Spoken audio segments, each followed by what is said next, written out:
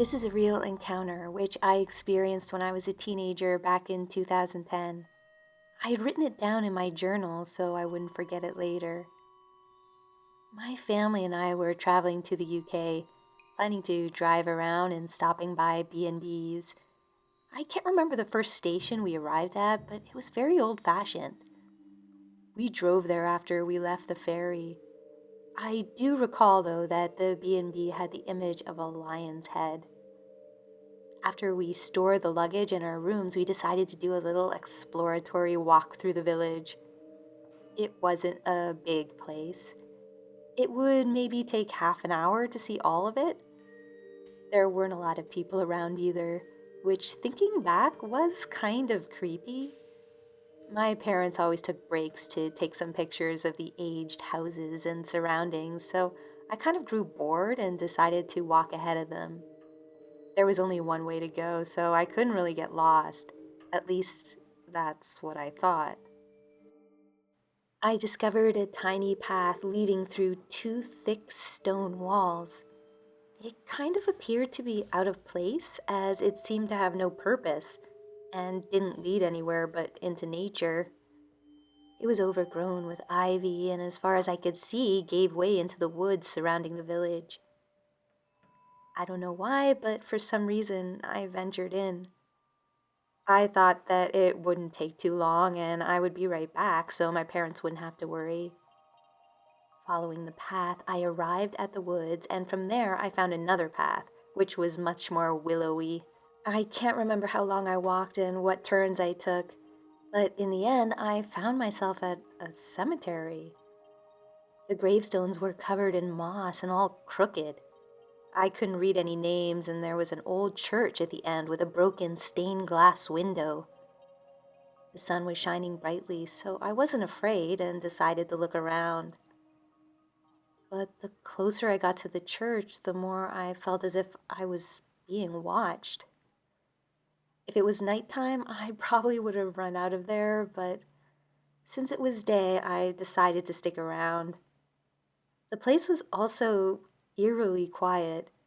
The only thing I heard were my own footsteps on the soft grass and the wind. I took out my phone and decided to make a video to show this to my parents later on. So I walked on, making my way to the church whilst filming my every step. The church was still in pretty good condition, even though it was obvious no one took care of it anymore. As I walked down the aisle, I suddenly heard whispering. It was very low, barely audible, but it made me stop dead in my tracks. It appeared to be coming from the second floor, which was missing a few planks. It sounded like children talking to each other. I walked down the whole of the aisle and climbed an old half-broken ladder to get to the second floor. But as soon as I reached it, the whispering stopped. There was no one there. I moved to the other end of the room, looking out of the broken stained glass window, when all of a sudden I heard it again right behind me, the whispering, and goosebumps crawled all over my body. I whirled around and, I kid you not, I saw this shining ball of light. The light flew right at me, then zoomed past me and out the window. I haven't forgotten it since. It was a quick moment, but I do remember this glowing golden light. It was beautiful. I even had it on camera, or that's what I'd hoped. For some strange reason, after I returned from my journey, the whole recording was just missing. I know that I actually recorded all of it, as I stopped recording only after the incident with the shining light. It was saved. I saw it, yet now it was just gone. Of course, it's hard to believe such a story coming from a teenager without evidence, so my parents never really believed me. I was really sad that the recording was lost, but in the end, I think whatever I encountered out there didn't want me to show it around. Also, I can't really recall how I got back to the village. It was all like a haze afterwards. I just know that when I got back, barely any time had passed, even though I felt like I had been gone for an hour or two. All I have left now are my memories and the journal in which I wrote it all down.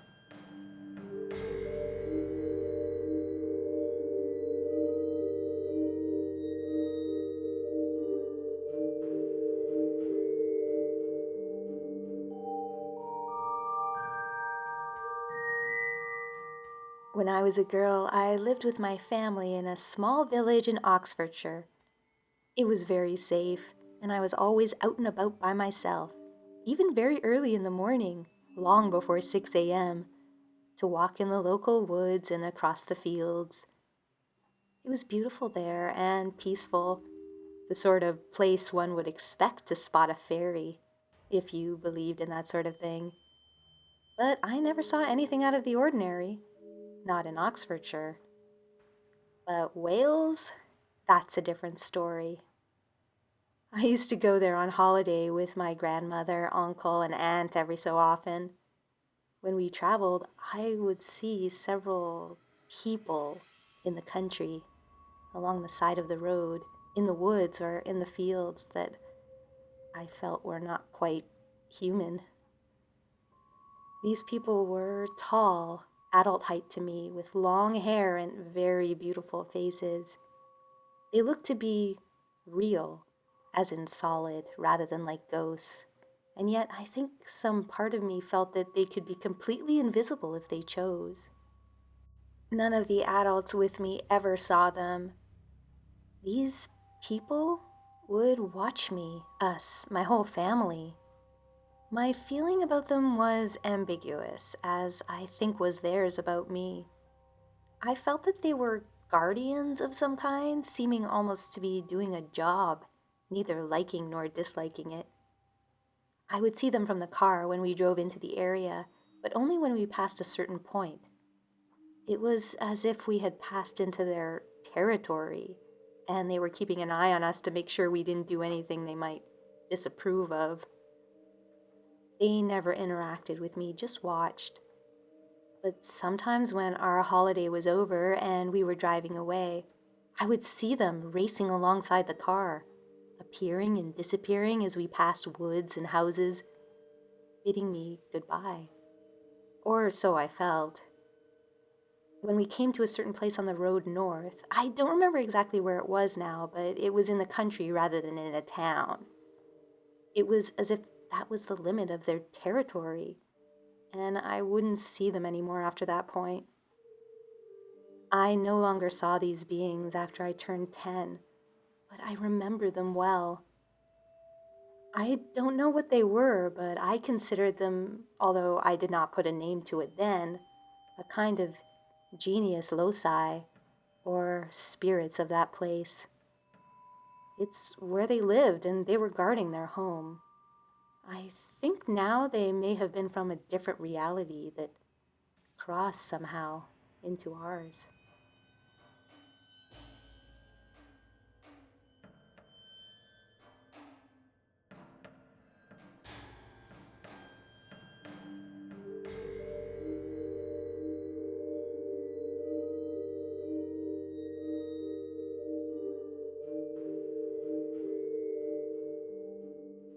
I was just released from active duty in the United States Army, and rather than returning directly home, I decided to take several months walking Germany, France, and Great Britain.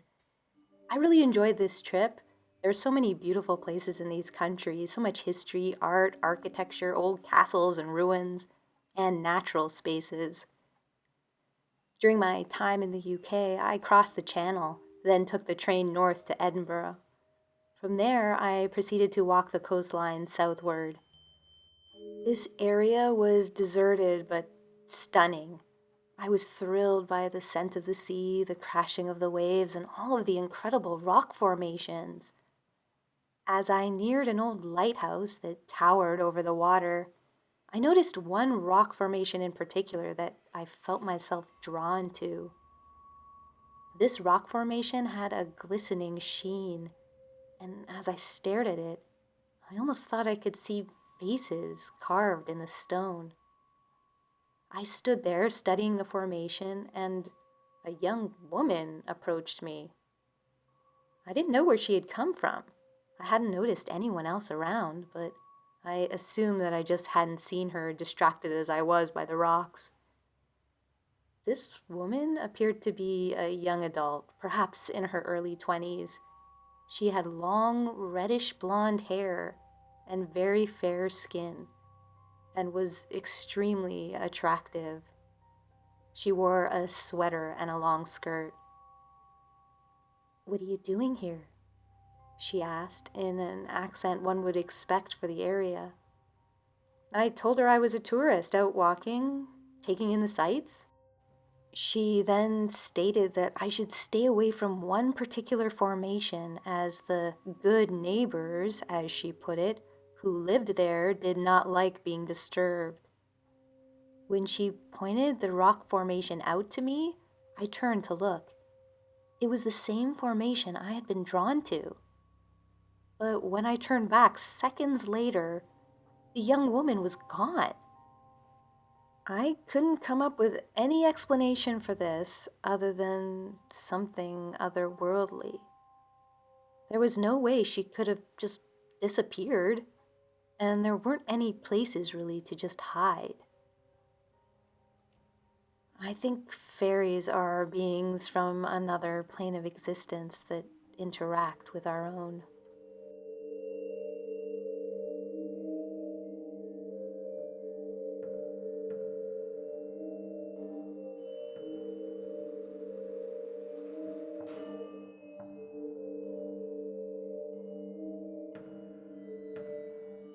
This happened in the early 2000s in Arkansas.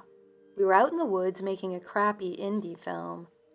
It had been a long, long shoot, and by the time we'd finished filming for the night, it was after 3 a.m. The whole shoot up until this point was plagued by weird problems. I think it was because we brought loud people and lights to the woods, where no people should have been. I knew about fairies and fairy lore, and I had a hunch that they lived out there and were the source of our troubles. So anyway, that night we were trying to get all of the various power cords dealt with. They were tangled as all hell. I struggled with the one I was dealing with for about 10 minutes, and every time I touched the thing, it tangled. It seemed to get worse instead of better the more I worked on it. I even went so far as to lay the thing out perfectly straight and then started coiling it. And immediately, it was impossibly tangled again. It was late. All I wanted to do was go home and get into bed, and I wasn't in the mood for any kind of fairy mischief. I kinda lost it. I bellowed, "All right, you want to play this game? Fine." I whipped off my coat, turned it inside out, put it back on, and started furiously coiling cables again. But this time with no more problems. Everybody just kind of stared at me, but I didn't care.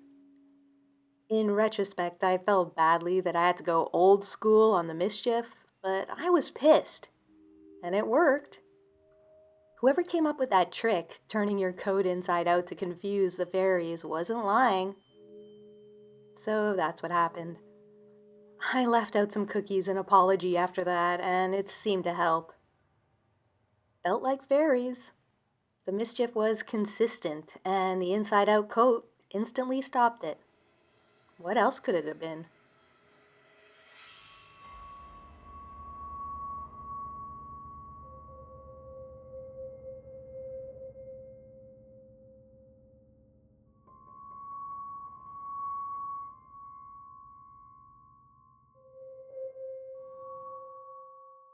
I live a bit of an odd life. After years in the city as a performing artist, I moved out to a homestead in the country and have been living there peacefully for the past 8 years. I'm also a former minister, still a Christian, but very open to the world around me. I'm now an active bard, and at various times I have dabbled in some pagan beliefs and noted their power. One Memorial Day weekend, I was clearing some of my land because I wanted to plant an oak grove. I'd found a beautiful spot, a little micro valley in the middle of our 40 acres, where the land dropped just enough so you couldn't see a person standing in it if you were standing on the road or at the house. The animals around there clearly liked it too, as there were tracks scattered around. I had just finished mowing the area, a 60-foot circle, and as I began clearing away a few scrubby cedars and some fringed trees, I suddenly felt like I was being watched. I turned around to see if anyone or anything was there, but I couldn't see anything unusual. I tried to ignore the feeling in the back of my head that something was off and continued my work, when suddenly a pair of wild doves fluttered out from the bush and flew right at me. They nearly hit me, but I ducked just in time. I was getting unnerved now. It felt like there was a presence out there, an intelligence, not animal, something else, and it wasn't happy with me. I said out loud, "I'm trying to do something beautiful here if you'll just let me finish." There was no response. It was getting dark, and I decided to pack it in for the night. But before turning in, I went to feed my goats and check on my rabbits and chickens. As I was about to reach into the first goat pen for a bucket, I heard the unmistakable sound of a rattlesnake. I grew up in the country. I'm an Eagle Scout, and I've been on this land for years, but I've never actually heard that sound for real before, in the wild. I believe there's something in the evolutionary development of the brain that makes you either freeze or run as soon as you hear it. I froze. After a few seconds, I slowly reached for my flashlight and scanned the ground. I found the snake.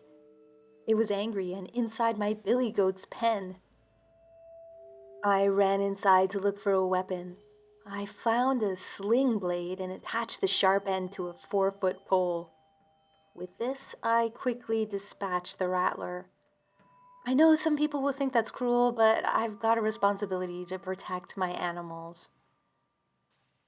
As soon as the snake was dead and I was calm enough to look around, I checked on my billy goat. He was limping. I caught his limp leg, and sure enough, I found 2 little puncture marks. Cue the rounds of trying to find an emergency after-hours vet on Memorial Day Sunday. I tried everyone in the next 3 towns. Eventually, I got a call back from a vet 50 miles away who gave me some pretty good advice for on-hand medicines I could use. But in order to prevent complications, he said I needed to get penicillin, steroids, and syringes as soon as possible. But by this time, everything was closed. I had no choice but to wait until the morning. That night, I hardly slept, worrying about my poor billy goat. And to make matters worse, it rained. No sooner did I start off the next morning than my car got stuck in the mud. It was like everything that could possibly go wrong was going wrong. I finally had to call a friend for help. He drove me to pick up the goat's medicine, and after what felt like the longest, most frustrating morning of my life, I was finally able to treat the poor Billy. But my frustration didn't end there. Now that I had time, I tried for about an hour to get my car unstuck, but it just wouldn't budge. I tried everything. I'd never seen a car get this stuck before. Completely exhausted by this time, I gave up. But as soon as I started to head inside for some much-needed rest, I heard that sound again. Another rattlesnake. I couldn't believe it. I'd never seen a rattler out there in 8 years. And now there were 2 in a 24-hour period? This one was trying to go for the new baby bunnies. I couldn't get an angle to safely dispose of it, so I poked it with a shovel till it slithered off. Okay, 2 rattlers, an injured goat, a stuck car, everything going wrong. At this point, I knew I had pissed something off bad. I grabbed a couple of candles and a jar of honey and went out to the grove clearing. I carefully cleared off the debris from the biggest of the tree stumps I had cut the day before, lit the candles and placed them on the stump, and poured a little bit of honey out on the ground. Then I apologized sincerely to whoever or whatever was listening. I explained that I hadn't meant to intrude on their territory or upset anything. I'd only wanted to plant a grove of oak trees, a grove I hoped we could all share and enjoy. After a little while, I blew out the candles and left. On a hunch, I then decided to try my car again. And as soon as I pressed on the gas, it rolled forward, free of the mud. I haven't seen a single rattlesnake since, and the billy goat made a full recovery. I held a big party in the grove at the summer solstice. It was a happy, respectful affair with food, drink, firelight, live music, and dancing. And I got the feeling that the good people, the ones who had claimed that place long before me or anyone else, had accepted my presence. That somehow they had decided they liked my plans out there after all. I'm relieved, because I know from my own experience and other people's stories that this situation could have gone another way.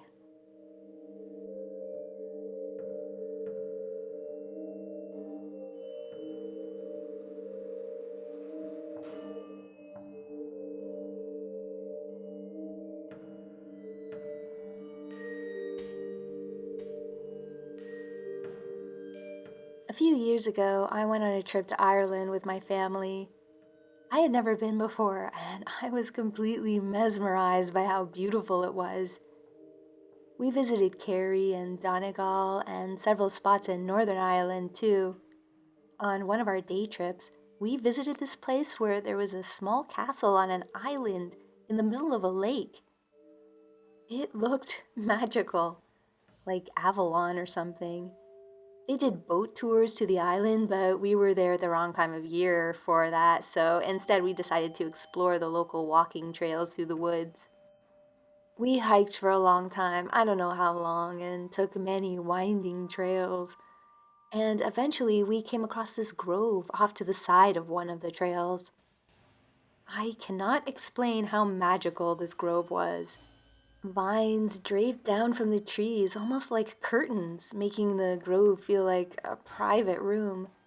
There were these mossy formations growing over the rocks that looked almost like artwork. Some of the moss glistened and dripped with water.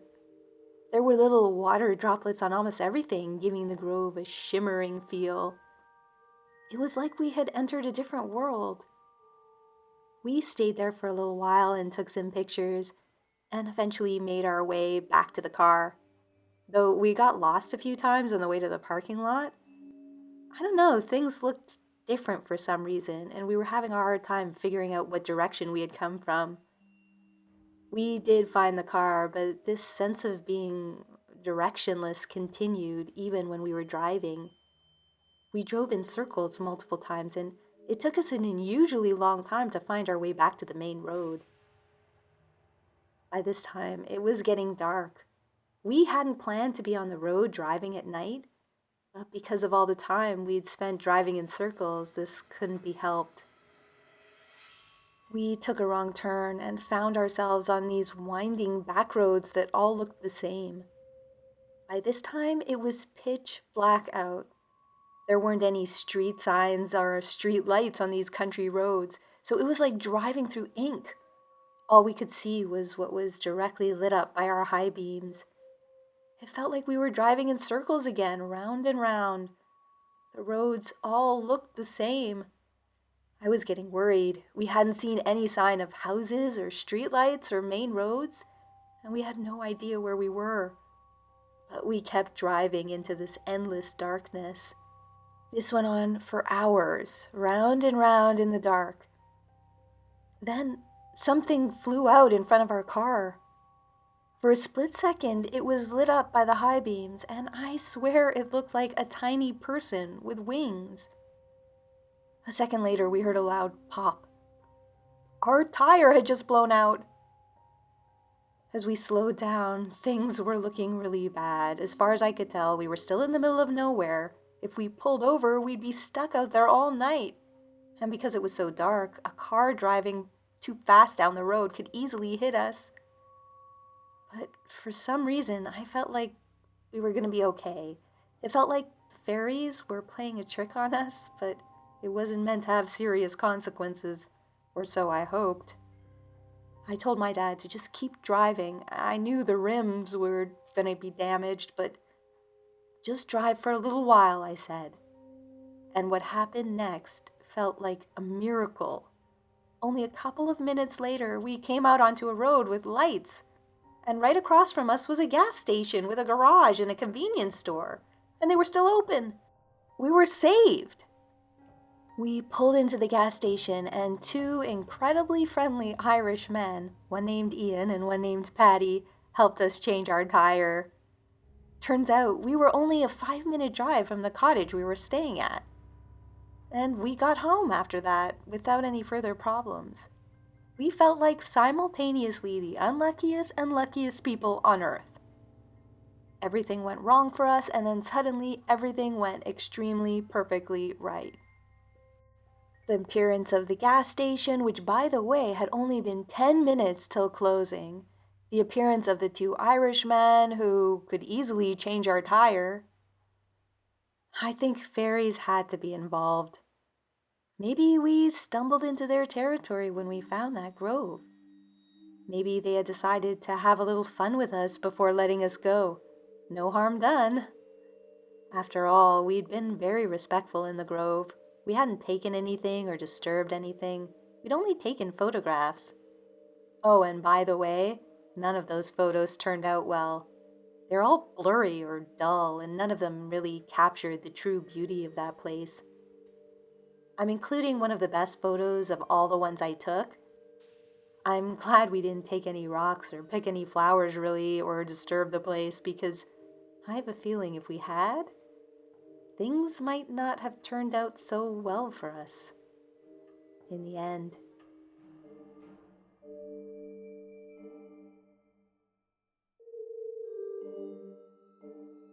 Thanks for watching. I have a website now, scaryfairygodmother.com, link in the description. It has a spot where you can submit your fairy stories or submit comments, questions, or suggestions. You can also sign up for my mailing list there. I'm going to send out occasional sneak peeks of things to mailing list subscribers. It's going to be a very occasional thing where you receive an email from me. Actually, I haven't sent one out yet, so anybody who's already subscribed, if you're wondering, I still haven't sent anything out. But occasionally, anyone who signs up will receive a visit from their scary fairy godmother on their email. It's free to sign up, so please do.